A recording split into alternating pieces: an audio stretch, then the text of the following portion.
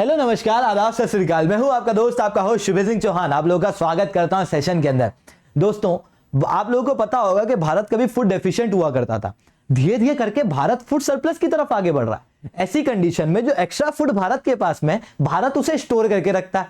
अब जब भारत इस फूड को स्टोर करके रखता है ना, तो भारत की स्टोरेज कैपेसिटी से समझ में आता है भारत कितना ज्यादा फूड स्टोर कर रहा है। अगर हम लोग बात करें भारत की फूड स्टोरेज कैपेसिटी की, तो FCI food corporation of India और बाकी सारी एजेंसी के पास में जो फूड के स्टोरेज की कैपेसिटी है वो 817 लाख मेगा टन से भी ज्यादा की है। इतनी ज्यादा कैपेसिटी है, वो स्वाभाविक रूप से दर्शाता है कि भारत इतना ज्यादा अमाउंट में स्टोरेज कर सकता है, करता है।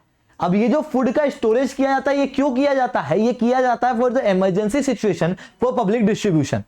पर जब इतनी ज्यादा अमाउंट में फूड का स्टोरेज होता है तो उसके ऊपर नजर नहीं रखी जा पाती है, जिसके कारण से कई बार स्टोर्ड फूड जो है वो पब्लिक डिस्ट्रीब्यूशन या इमरजेंसी सिचुएशन में यूज होने की बजाय खराब हो जाता है। नॉट जस्ट दिस, कई बार ऐसा भी होता है कि इतने बड़े पैमाने पे काम हो रहा है तो वहां पर लीकेज हो जाता है। मतलब कहीं से किसी किसान से फूड को प्रोक्योर करके 2 ट्राली लेके आई गई, वहां पर गिनाया गया 1 ट्राली और 1 ट्राली जो है वो वहां पर डाल दी गई। कई बार ऐसा भी होता है 2 ट्राली लाई गई, 2 ट्राली गिनाई गई और उसके बाद वो जो स्टोरेज है वहां से ही सामान जो है, जो क्रॉप है वो उठा के चले गए और कह दिया खराब हो गई थी। ये सारी चीजें होती हैं स्टोरेज के अंदर, जिसके कारण से लीकेज वगैरह होता है और जो मेन एम है वो पूरा नहीं हो पाता। इसके कारण से भारत हमेशा से स्टोरेज के अंदर ऑटोमेशन लाने की कोशिश कर रहा था। हाल ही में फूड कॉर्पोरेशन ऑफ इंडिया द्वारा ऑनलाइन स्टोरेज मैनेजमेंट का एक रोड मैप तैयार किया गया है। हम लोग इस रोड मैप के ऊपर चर्चा करेंगे क्योंकि ये रोड मैप बहुत ज्यादा महत्वपूर्ण होने वाला है। तो दोस्तों, ये सेशन आप लोगों के लिए बहुत महत्वपूर्ण और इंटरेस्टिंग होने वाला है। आप लोग उसके पहले मेरे साथ में SRC10 टेलीग्राम ग्रुप और पाथफाइंडर टेलीग्राम ग्रुप को ज्वाइन कर सकते हो। क्लास की सारी अपडेट पीपीटी पीडीएफ आपको यहाँ पे मिल जाती है। और हाँ दोस्तों, रोज सुबह 8 बजे द हिंदू एनालिसिस की क्लास मेरे द्वारा ली जाती है। आप वहां पर भी लाइव मेरे साथ में जुड़ सकते हो, ठीक है। और अगर आपको अनअकैडमी का सब्सक्रिप्शन लेना है तो अभी बहुत अच्छा टाइम है। 18 महीने के सब्सक्रिप्शन के ऊपर लगभग 20% तक का डिस्काउंट आपको मिल सकता है विद द कोड SRC10। मतलब जो सब्सक्रिप्शन आज 79,000 का मिलता था वो अभी इस कोड के बाद आपको केवल 63,898 में मिलेगा। इस सब्सक्रिप्शन के अंदर आप जीएस ऑप्शनल किताबें, टेस्ट यानी कि कंप्लीट प्रिपरेशन के मटेरियल को प्राप्त कर सकते हो। तो जाओ सब्सक्राइब करो। कोड क्या यूज करोगे? SRC10, ठीक है। चलिए दोस्तों, अब समझने की कोशिश करते हैं क्या हुआ है। अगर हम लोग बात करें तो फूड जो है वो स्टोरेज के अंदर काफी मात्रा में वेस्ट हो जाता है, तो कई बार लीकेज भी हो जाता है। फूड कॉर्पोरेशन ऑफ इंडिया या कहूं department of food and public distribution को बहुत अच्छे से पता है कि स्टोर को मैनेज करना बहुत ज्यादा जरूरी है और ऑटोमेशन रूप पे मैनेज करना और भी ज्यादा जरूरी है। और अगर साइंटिफिक तरीके से एक भी क्रॉप बचाया जाता है, इसका मतलब हम लोगों ने क्रॉप को प्रोड्यूस किया है। जिसके बाद department of food and public distribution के अंदर, जो कि खुद department ministry of consumer affair food and public distribution के अंडर में आता है ये डिपार्टमेंट। इसी डिपार्टमेंट की एजेंसी है food corporation of India FCI, जिसने हाल ही में 16 राज्यों के सामने एक रोड मैप तैयार किया है, जहां पर उसने बताया कि किस तरीके से हम लोग ऑनलाइन स्टोरेज मैनेजमेंट करेंगे। इस ऑनलाइन स्टोरेज मैनेजमेंट में कहा गया कि आज राज्यों के अलग अलग पोर्टल्स हैं, उनके पास में अलग इंफॉर्मेशन है, और आज सेंटर की एक अलग पोर्टल है, उसके पास में एक अलग जानकारी है। पर राज्यों के पास में अलग जानकारी क्यों है, जबकि procurement FCI food corporation of India तो इंडिया का है। बात कुछ ऐसी है कि भारत के अंदर एक स्कीम चलाई जाती है डिसेंट्रलाइज प्रोक्योरमेंट, और उस स्कीम का पालन करने वाली स्टेट को DCP स्टेट कहा जाता है। ये DCP स्टेट्स क्या होती हैं और ये डिसेंट्रलाइज प्रोक्योरमेंट स्कीम क्या है? देखो, पहले क्या होता था कि मान लो यहां पर दिल्ली है, दिल्ली ही एकमात्र जगह ऐसी मान लेते हैं जो फूड कॉर्पोरेशन ऑफ इंडिया के स्टोरेज कैपेसिटी में है और अभी खाली है। एक जगह मान लो हरियाणा और एक जगह मान लो तमिलनाडु। कोई फूड जो है वो तमिलनाडु से लेके जाया गया दिल्ली के अंदर, हरियाणा से भी फूड जो है वो दिल्ली के अंदर ले जाया गया। मान लो कोई इमरजेंसी सिचुएशन आ गई या पब्लिक डिस्ट्रीब्यूशन करना पड़ा, तो पब्लिक डिस्ट्रीब्यूशन जो है वो FCI से किया गया। थोड़ा फूड तमिलनाडु पहुंचा, थोड़ा फूड हरियाणा पहुंचा और पता नहीं कहां कहां पहुंचा। पर आप एक चीज देख रहे हो कि तमिलनाडु से दिल्ली तक फूड को ले जाना, वापस से लेके आना, कितना खर्चा है। हरियाणा में भी ऐसे ही हो रहा है। और आप देख रहे हो कि यहां पर सारा फूड मिक्स हो रहा है, तो उसके बाद सारा ही फूड अलग अलग प्रकार का तमिलनाडु के अंदर जो ग्रेन है वो कभी हरियाणा की तो कहीं और की, तो कहीं और की जा रही है। अब पर तमिलनाडु के लोगों को उनकी ग्रेन का टेस्ट अलग ही आता है, हर एक को अपने रीजन की ग्रेन का टेस्ट अलग ही आता है। सही बात है कि नहीं है? तो तमिलनाडु के लोगों को वो टेस्ट जो उनको चाहिए वो नहीं मिल पाएगा इसके जरिए। तो सेंटर ने एक डीसीपी स्कीम चलाई जहां पर कहा गया कि राज्य अपना प्रोक्योरमेंट खुद करे और डिस्ट्रीब्यूशन भी करे।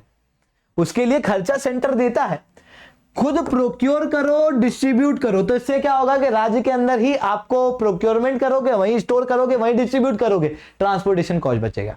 दूसरा कि वहां के लोगों को वहीं के टेस्ट का खाना मिल पाएगा। अब जिन जिन राज्यों को डीसीपी स्टेट के अंदर माना जाता है उनके अंदर कई सारों के पोर्टल है, कई सारों के तो पोर्टल भी नहीं है। अब इनके पोर्टल पे इनकी इंफॉर्मेशन अलग है स्टोरेज की, और सेंटर की इंफॉर्मेशन अलग है। अगर भारत का ऑनलाइन स्टोरेज मैनेजमेंट बनाना है तो उसके लिए पहले इन दोनों इंफॉर्मेशन को एक करना पड़ेगा। तो क्या कहा गया है, सबसे पहली चीज ये कही गई है कि पोर्टल राज्यों के जो हैं उसे इंटीग्रेट किया जाएगा सेंटर के पोर्टल से, और इन पोर्टल्स के अंदर और जो एक वन एप्लीकेशन बनेगी इन दोनों पोर्टल्स को, इन सारे पोर्टल्स को मिलाने के बाद में, तो उनके अंदर कुछ मिनिमम स्पेसिफिकेशन भी डिसाइड की गई है। कहा गया है कि जो एप्लीकेशन बनेगी उसके अंदर मिनिमम स्टोरेज स्पेसिफिकेशन, मतलब इतना तो होना ही चाहिए उसके अंदर, क्योंकि हर एक ऐप की कुछ स्पेसिफिकेशन होती है ना, तो वो स्पेसिफिकेशन भी डिसाइड की गई है। जिसके अंदर पहली चीज कही गई है कि ये जो एप्लीकेशन होगी इसकी कैपेबिलिटी होना चाहिए कि ये स्टोरेज कैपेसिटी को कंप्यूट कर सके। कि अलग अलग इलाकों में अलग अलग कैपेसिटीज हैं, उन सबका डाटा जब यहां पर डाला जाए एप्लीकेशन के अंदर तो वो बताए कि टोटल कैपेसिटी कितनी देश के अंदर अवेलेबल है, किस राज्य में कितनी कैपेसिटी है और कितना फूड ग्रेन वहां पर स्टोर किया जा सकता है।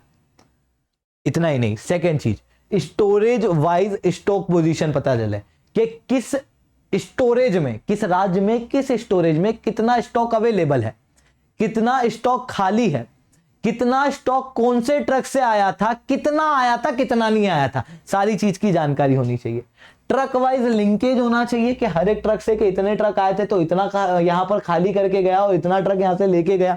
स्टेक वाइज होना चाहिए, इवन कि वहां पे फूड ग्रेन कहीं सड़ तो नहीं रही है, तो उसके लिए क्वालिटी पैरामीटर भी होना चाहिए जहां पर इन्फेस्टेशन डिटेल और ट्रीटमेंट डिटेल्स यहां पर बताई जाएगी। अब आप समझो कि अलग अलग स्टोरेज जो है वो यहां पर मेंशन होंगे और ट्रक वाइज डिटेल भी होगी, जिसके बाद ट्रक अपने करीबी रीजन में जो स्टोरेज है वहां पर जाके खाली कर पाएगा अगर उसको कैपेसिटी दिख रही है तो, और वहां से प्रोक्योर भी करने में मदद मिलेगी। तो कहीं एक राज्य में सेंटर जगह पे नहीं जाना पड़ेगा बल्कि अपने पास वाले इलाकों के अंदर करना पड़ेगा, जिसके कारण से रूट जो है वो ऑप्टिमाइज हो जाएंगे, जिसके कारण से ट्रांसपोर्टेशन कॉस्ट जो है वो और बच जाएगी। ये जो स्पेसिफिकेशन, मिनिमम स्पेसिफिकेशन है, ये डिसाइड की गई है लगभग 16 राज्यों द्वारा। 16 राज्य इस मीटिंग के अंदर थे, जहां पर आंध्र प्रदेश, बिहार, छत्तीसगढ़, गुजरात, हरियाणा, कर्नाटका, केरला, महाराष्ट्र, मध्य प्रदेश, ओडिशा, पंजाब, तमिलनाडु, तेलंगाना, त्रिपुरा, उत्तराखंड और वेस्ट बंगाल, ये 16 राज्य आप लोगों को देखने को मिलेंगे। वहीं अगर हम लोग समझने की कोशिश करें तो कई सारे राज्यों के पोर्टल नहीं है, तो वो राज्य अपने पोर्टल भी बनाएंगे और उनके अंदर भी ये मिनिमम स्पेसिफिकेशन रहेगी, और जो एक सेंटर एप्लीकेशन बनेगा उसके अंदर भी ये स्पेसिफिकेशन रहेगी। अब जो राज्य पोर्टल बना रहे हैं उन राज्यों को पोर्टल बनाने के अंदर कहा गया है कि आप कोलैबोरेटिव मोड बनाओ, अपनाओ, जिसके अंदर दूसरे राज्य जो कर रहे हैं उनकी बेस्ट प्रैक्टिस को आप भी अपनाओ, ताकि हम लोगों का जो बिहेवियर है, जो पोर्टल है, वो बेस्ट बने। इन सारी चीजों से होगा क्या? इन सारी चीजों से होगा ये कि सबसे पहली चीज तो हमारा फूड का प्रोक्योरमेंट, फूड का स्टोरेज, फूड ग्रेन का डिस्ट्रीब्यूशन, फूड ग्रेन का मूवमेंट, स्टॉक, ये सब कुछ बेहतर होगा, इफिशिएंट होगा और ट्रांसपेरेंट होगा। दूसरा कि क्योंकि ट्रांसपोर्टेशन कॉस्ट बढ़ रही है, मतलब ओवरऑल रूप में फूड स्टोरेज और डिस्ट्रीब्यूशन की कॉस्ट जो है वो बचेगी। इवन जो लीकेज होता है, क्योंकि सब कुछ ट्रांसपेरेंट वे में, सबकी इंफॉर्मेशन अवेलेबल है, इतना ट्रक आ रहा है, इतना ट्रक गया, तो बीच में से वो जो चोरी होती है कई बार, वो चोरी जो है वो नहीं होगी, मतलब लीकेज को हम लोग रोक पाएंगे, लीकेज को हम लोग चेक कर पाएंगे। नॉट जस्ट दिस, सरकार के पास में एक रोबस्ट इंफॉर्मेशन होगी, जिस जानकारी के जरिए सरकार जो है वो पूरे पब्लिक डिस्ट्रीब्यूशन सिस्टम को मॉनिटर कर पाएगी, और साथ में कुछ भी गड़बड़ होती है तो फास्ट डिसीजन ले पाएगी अपने स्टेक होल्डर के हित में। और स्टेक होल्डर कौन है? वो कंज्यूमर जो पब्लिक डिस्ट्रीब्यूशन सिस्टम के अंदर बेनिफिट प्राप्त करते हैं। तो दोस्तों आज के लिए इतना ही था। अगर लेक्चर अच्छा लगे तो लाइक करना मत भूलना, और लेक्चर बहुत अच्छा लगे तो चैनल को सब्सक्राइब करना। अगर अनअकैडमी के ऊपर सब्सक्रिप्शन लेना है तो अभी ऑफर अवेलेबल है, जहां पर सब्सक्रिप्शन के ऊपर 20% तक का डिस्काउंट मिल रहा है। बट आपको जो कोड यूज करना है वो है SRC10। SRC10 कोड से क्या फायदा होगा? देखो बेटा, लाखों बच्चे प्रिपेयर कर रहे हैं, पर उन लाखों में से कुछ ही लोग सिलेक्ट होते हैं। उन लाखों में से अधिकतर लोग ऐसे हैं जो प्रिपरेशन बीच में छोड़ देते हैं। क्यों छोड़ देते हैं? क्योंकि प्रॉपर गाइडेंस नहीं होता, जिसके कारण से कई बार एंजाइटी आती है तो छूट जाता है, तो कई बार दूसरे काम आ जाते हैं, पढ़ाई एकदम लास्ट स्टेप पे रखा जाती है क्योंकि डर लगता है इस कारण से। क्योंकि कई बार ऐसा होता है कि अपनी प्रिपरेशन के दौरान में एक आध गलती हो जाती है और लगता है कि वापस से मैं पीछे नहीं जा सकता, और जब वापस से पीछे नहीं जा सकता तो फिर वही चीज होती है कि प्रिपरेशन छूट जाती है। ऐसी केस में केवल प्रिपरेशन नहीं छूटती, यूपीएससी का सपना छूट जाता है। तो दोस्तों आपकी प्रिपरेशन के अंदर आपको सबसे ज्यादा किसी चीज की जरूरत है तो वो है प्रॉपर गाइडेंस। सीधी सी बात है, चंद्रगुप्त ना होता अगर उसके साथ चाणक्य ना होता। तो आप लोगों को ये बहुत अच्छे से पता है कि आपकी प्रिपरेशन में गाइडेंस का क्या महत्व है। आप लोगों को मेरे द्वारा पर्सनल गाइडेंस मिल सकता है अगर आप अनअकैडमी पे सब्सक्रिप्शन लो, कोड यूज करो SRC10 और उसके बाद मेरे को कांटेक्ट करो। टेलीग्राम ग्रुप के ऊपर मेरा नंबर अवेलेबल है, आप मेरे को कांटेक्ट कर सकते हो सब्सक्रिप्शन लेने के पहले भी और उसके बाद में भी। जिसके बाद आपको मैं एक SRC10 स्क्वाड के अंदर ऐड करूंगा, जहां पर आपको पर्सनली मेरे द्वारा गाइडेंस दिया जाएगा किस तरीके से तैयारी करना है, क्या आपकी स्ट्रेटेजी होना चाहिए, क्या गलतियां लोग कॉमनली करते हैं, क्या नहीं करना। इवन आपको हर एक स्टेप पे मेरे द्वारा गाइडेंस मिलेगा, तो आपकी प्रिपरेशन बेहतर होगी। तो जाओ सब्सक्राइब करो, कोड यूज करो SRC10, और मैं बस तुम्हारा हूं दोस्तों, तो जाओ सब्सक्राइब करो। आज के लिए इतना ही। जय हिंद, जय भारत।